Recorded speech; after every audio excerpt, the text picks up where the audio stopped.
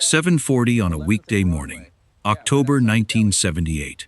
In a storefront on Nostrand Avenue in Brooklyn, a plate glass window, a hand-lettered sign, a counter, a two-way radio base station.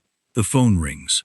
The dispatcher picks it up on the second ring, and before the caller has finished the first sentence, she has already written down the address. She knows the voice.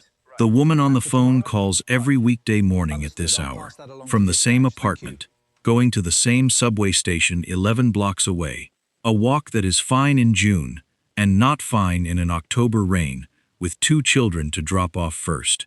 The dispatcher keys the radio and says a number, not a name, a number. 6 blocks away, a man in a dark Chevrolet sedan hears his number, acknowledges, and turns off the avenue. His car is not yellow. It has no meter, no medallion, no roof light, except for a small decal on the rear door and the whip antenna on the trunk. It is indistinguishable from every other car parked on this residential block. And that is precisely the point. This is not a taxi, not in the legal sense, not in any sense the Taxi and Limousine Commission would have fully recognized in 1978. And yet, on this block, on thousands of blocks like it across Brooklyn, Queens, and the Bronx, this car, and not the famous yellow one, is what the word cab actually means. The yellow taxi, the medallion, the street hail, that system existed. It simply did not exist here. A yellow cab on this stretch of Nostrand Avenue at 7:40 in the morning was a rare event, and everyone who lived here knew it. So the neighborhood built its own system, telephone, radio, driver, and ran it out of storefronts. The question this morning's fair opens is simple. Why did the biggest taxi city in America need a second, parallel, half-invisible taxi system? And who exactly was the man behind the wheel of that unmarked Chevrolet? The car that picked up the woman on Nostrand Avenue belonged to a category New York's regulations barely had words for. The official system was the medallion system. Yellow cabs, metered fares. The right to pick up street hails anywhere in the 5 boroughs. A right attached to a metal plate on the hood, whose numbers were fixed by law. In 1971, the city created the Taxi and Limousine Commission to oversee all of it, replacing the old police hack bureau. On paper, the TLC's jurisdiction covered liveries too. In practice, through most of the 1970s, the neighborhood car service lived in a gray zone, tolerated, essential, and largely unexamined. The mechanics were nothing like the yellow cab. No meter. The fare was a flat rate, known in advance, often taped to the wall next to the dispatch phone. This neighborhood to that subway station. This address to the airport. No street hail, at least officially. You called the base called the car. No taxi paint. The vehicles were ordinary full-size American sedans. Chevrolets, Fords, Dodges, chosen for the same reasons the yellow fleets chose them. Durability and cheap parts, but wearing no color at all. The radio was the entire infrastructure. One base station, one frequency, one dispatcher, and a roster of drivers identified by number. Before we go further, if this kind of documentation matters to you, consider subscribing. Every video here goes into one specific aspect of American cab culture: the vehicle, the shift, the medallion, the dispatch, and the specific knowledge of the driver who knew their city in a way that no app has replicated. Before caller ID and before GPS, a car service dispatcher in Brooklyn could hear a phone ring, recognize the voice, and know the address, the destination, and which driver to send. A database that existed entirely in one person's head. And if you drove a cab in this era, or your family did, leave it in the comments. If you drove for a neighborhood car service in Brooklyn, Queens, or the Bronx in the 70s or 80s, what was your dispatch number? Which base? And how many regulars did you know by voice? In a future video, how the city finally redrew its official taxi map, the 4 hire vehicle rules of the 1990s, and the long road to the green boro taxi. Back to the cab. The system worked. The question is why it had to exist at all. And the answer is on the streets. The yellow cabs would not drive.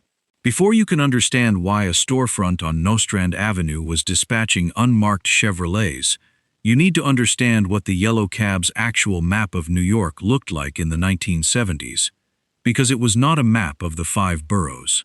It was a map of Manhattan below a certain line, the 2 airports, and not much else. The reasons stacked on top of each other. Economics first.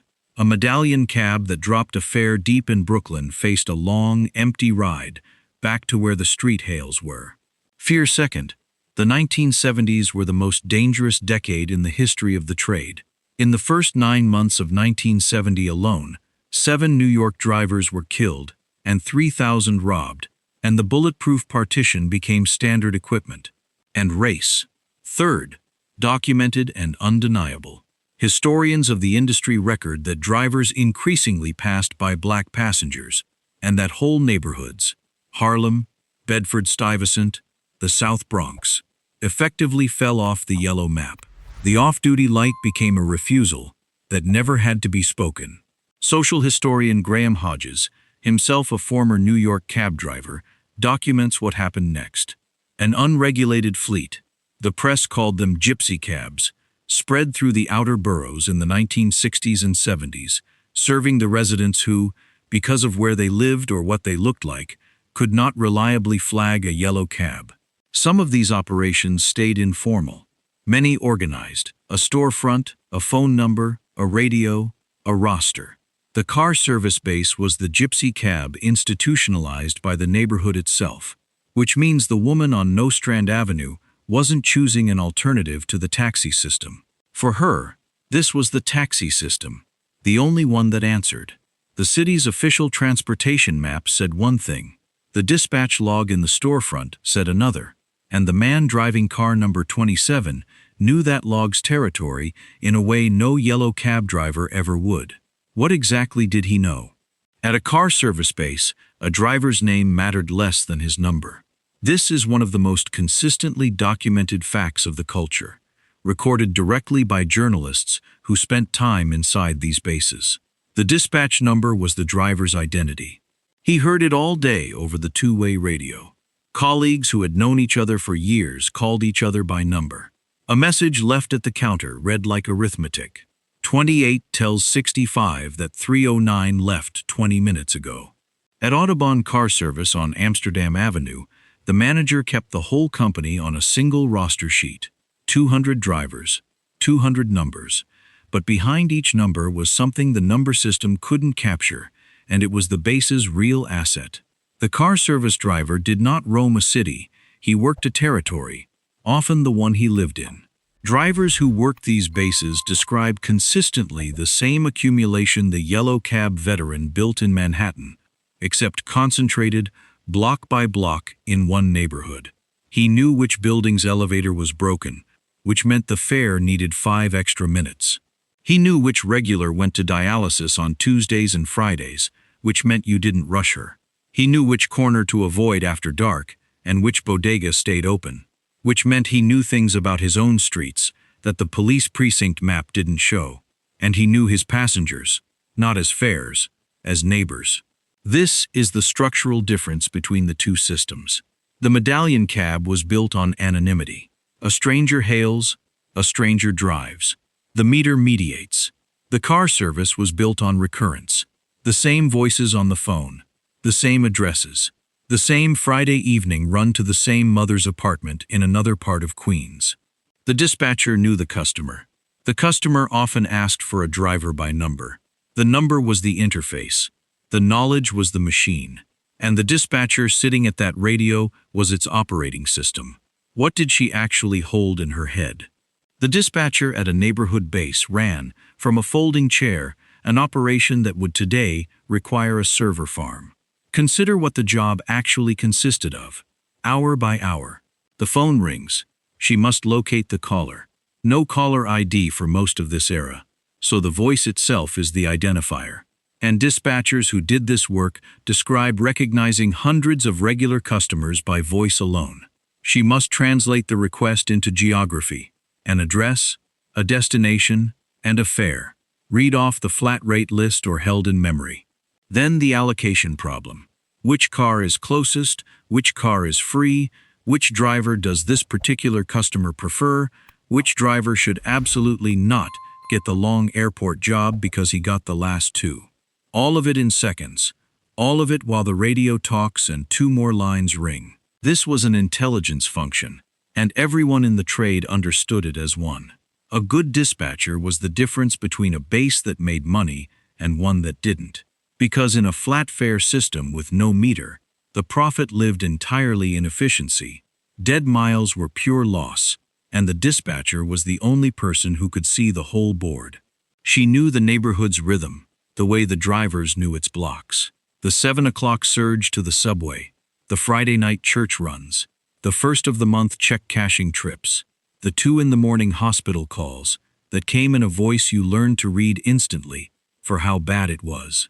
And she was the base's memory. Which customer stiffed a driver? Which building's intercom was broken, so honk twice? Which regular's husband had died, so the Sunday call would now be 1 passenger, not 2. None of it written anywhere that mattered. All of it operational. The medallion system had dispatchers too, but a yellow radio garage dispatched strangers to strangers. This dispatcher was routing a community through its own streets. What did the community pay for that? And what did it cost the people doing the driving? Before you can understand what the flat fare meant, you need to understand what New York in the mid-1970s meant for the neighborhoods these cars served. The city was broke, genuinely, historically broke, cutting services to the edge of default in 1975, and the cuts landed hardest exactly where the yellow cabs already didn't go. Subway service deteriorated. Bus lines thinned. Streetlights stayed broken. In neighborhoods where the transit walk was long and the night was reasonably feared, the phone number of the local base wasn't a convenience. It was infrastructure, private, informal, and paid for 1 flat fare at a time. The flat fare itself was a different economic philosophy from the meter. A meter prices the journey as it happens. Every red light costs you. Every detour is ambiguous. And the passenger surrenders control the moment the flag drops. A flat rate prices the journey before it happens. $2 to the subway. A fixed, known amount to the airport. For households budgeting tightly, and these were neighborhoods where budgets were tight by necessity, knowing the price before the ride was not a detail. It was the difference between being able to plan and not. For the driver, the same structure cut the other way. No meter meant no protection from traffic. The fare was the fare whether the Brooklyn-Queens Expressway moved or didn't.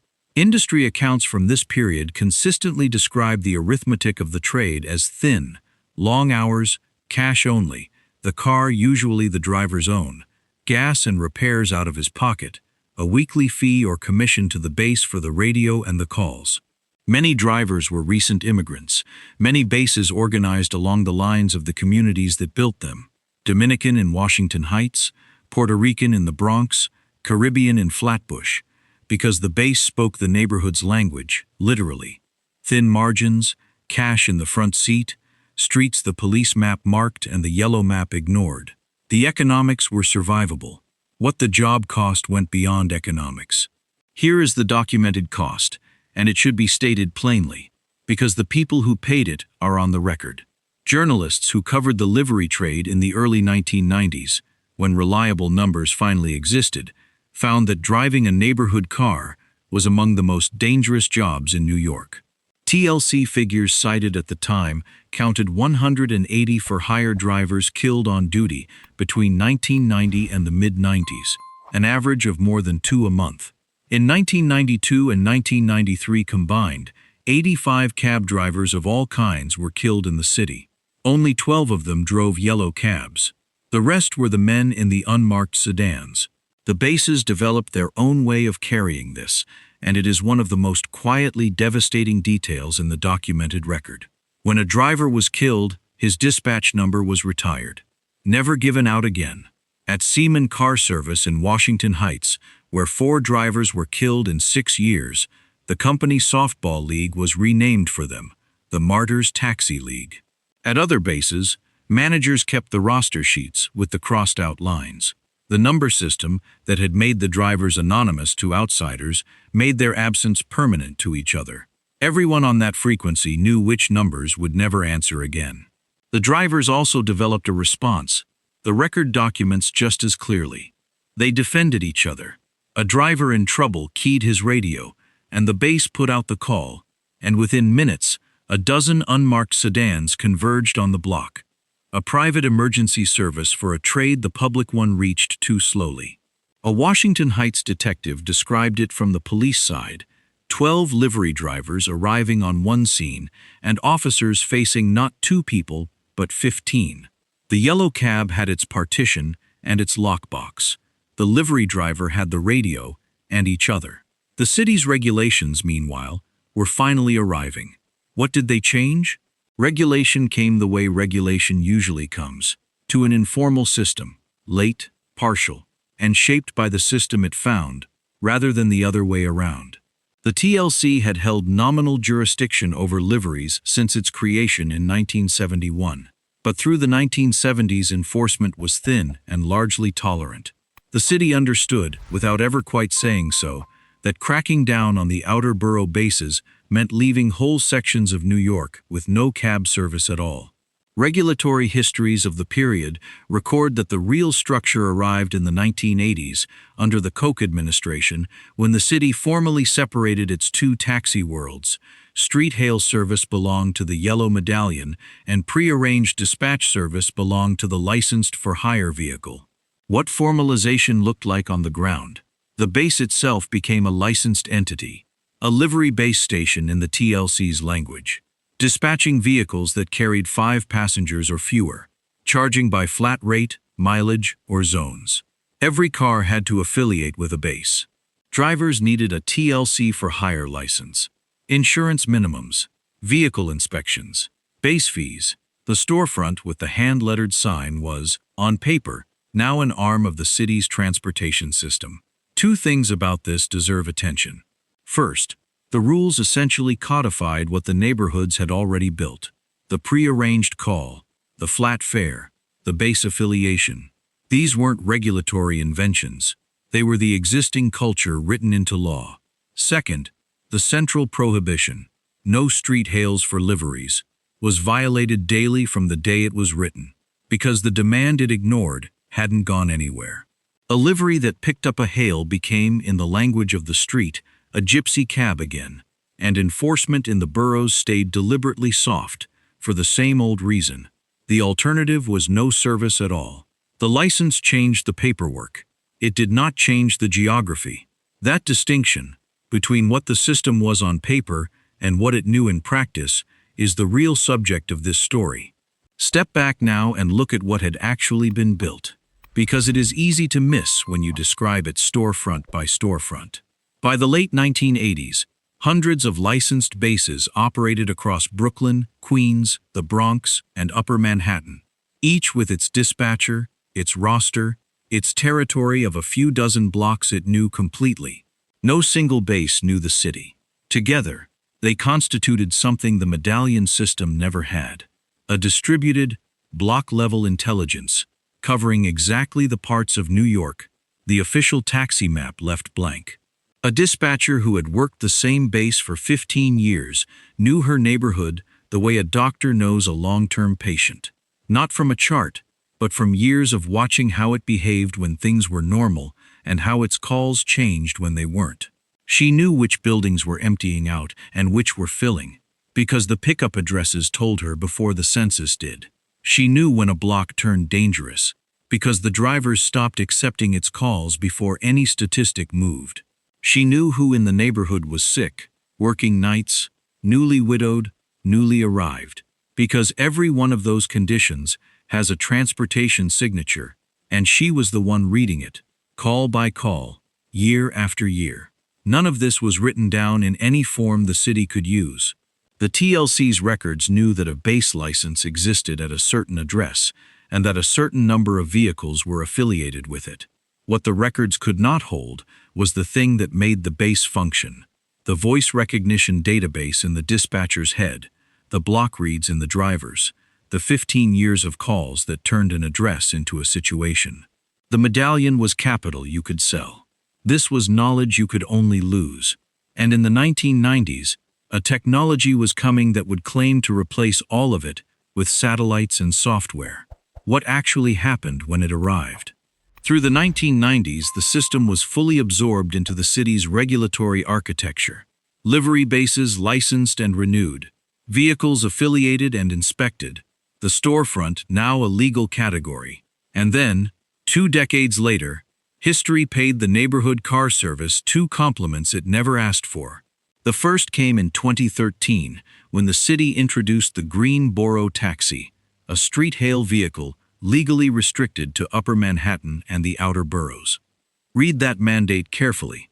It is the car service's territory, drawn at last onto the official map. The city had formally admitted what Nostrand Avenue had known since the 60s, that the yellow map was never the whole city. The second compliment was quieter. When app-based rideshare arrived, it did not have to invent its workforce. In the outer boroughs, the drivers were already there, licensed, radio-trained, territory-fluent, sitting in the TLC's for-hire files. For thousands of them, the neighborhood base was the on-ramp. The phone and radio system traded for a phone and satellite one. The app replaced the dispatcher's voice with an algorithm and her 15 years of block knowledge with a routing engine that treats every address as identical. Because to a satellite, every address is. If this channel is worth subscribing to, that's how you tell us. Before GPS, a Brooklyn base could route a neighborhood through its own streets, on nothing but recognized voices and remembered blocks. And no algorithm since has known a customer by the sound of her hello. And if you have a cab story from this era, as a driver, as a regular passenger, as someone whose city this was, write it in the comments. If your family's rides to the subway, the airport, or Sunday church came from a storefront base in Brooklyn, Queens, or the Bronx, name the base and the number you always asked for. Which city? Which decade? Which shift? The base on Nostrand Avenue changed hands, changed names, kept dispatching. Somewhere in the 1990s, the dispatcher who knew the morning voices retired. The license file showed a base in good standing, fees paid, insurance current, vehicles affiliated. What the file didn't show, which ring of the phone was the woman with 2 children, which number never answered after 1991, which block you didn't send a new man to after dark. That went with her. The next dispatcher learned it the way she had learned it, by picking up the phone, by listening, by doing it enough times.